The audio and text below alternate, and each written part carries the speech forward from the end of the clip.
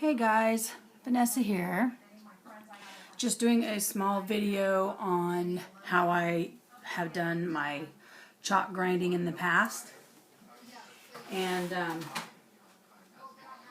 going to use a small piece of chalk. Just excuse the noise in the background. The first thing that I ever used to do when I ground chalk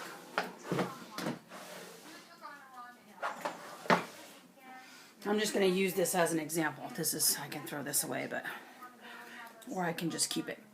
I have this container here, but I'm going to show you what I did the first time I ever used to do it. And when I first started out, when I realized you can use chalk, I was watching one of the ladies on YouTube, and this is what she used, because it's very fine. I believe it was Denise John. But it's very fine, and I believe you can either do it this way or this way. At the time, I had a bigger bowl that I was doing it in. And if you do this, and if you shave this over the top of this really lightly and not press really hard, you'll get it really fine. And if you look at this, see if I can get that to focus in. This is really, really fine chalk. Okay? But to me, it wasn't fine enough. So I kept searching around, trying to find a different way to grind my chalk. Then I went to the Dollar Tree, and I came across, I keep it in this bag to keep it clean. I came across it's like a loose leaf tee. It comes with two pieces that look just like this and a little clamp on it. And so I decided, you know what, I'm going to try that, since that grade is finer than this grade. And then I was like, oh my gosh, I have the perfect containers at home. And I got these ones at Michael's. These are a little bit bigger than the ones that you get at the Dollar Tree. But I've had these for a while. So what I did was, I realized, you know, instead of making a big mess, I could just stick it on top of the container just like that and grind in a circle the chalk very carefully.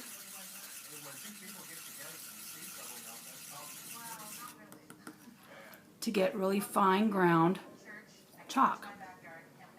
Excuse me, there's some blue in there too. So I did that, and to me, it still wasn't fine enough, although it's very, very fine. So I went and I purchased I believe it's called, oh my gosh, I just lost my train of thought. A mortar and pestle, I believe is what it's called.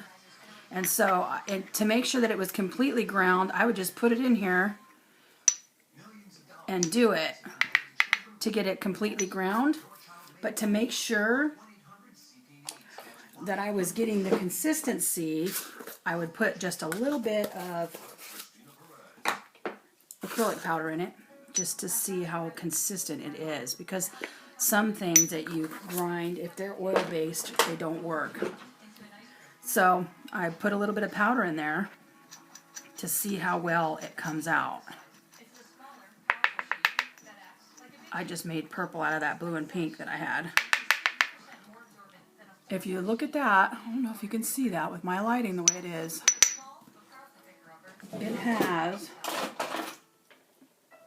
just a second here, I'm totally empty. I've been totally not feeling good the last week, and I haven't been able to do anything.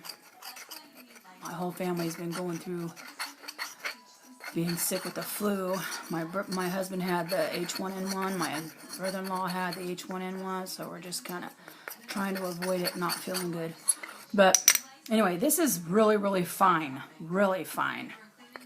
So that's how I did it with this.